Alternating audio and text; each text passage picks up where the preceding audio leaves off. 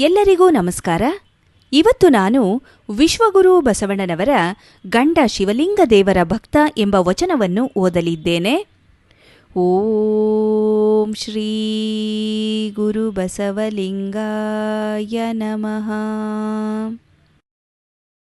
ಗಂಡ ಶಿವಲಿಂಗದೇವರ ಭಕ್ತ, ಹೆಂಡತಿ ಮಾರಿಮಸಣೆಯ ಭಕ್ತೆ.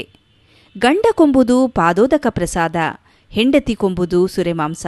ಭಾಂಡ ಭಾಜನ ಶುದ್ಧವಿಲ್ಲದವರ ಭಕ್ತಿ ಹೆಂಡದ ಮಡಿಕೆಯ ಹೊರಗೆ ತೊಳೆದಂತೆ.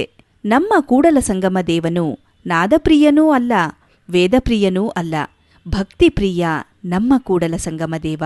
ಇದರ ಭಾವಾರ್ಥ ಈ ರೀತಿಯಾಗಿದೆ: ಗಂಡ ಶಿವಲಿಂಗದೇವರ ಭಕ್ತನಾದರೂ ಹೆಂಡತಿ ಮಾರಿಮಸಣೆಯ ಭಕ್ತೆ.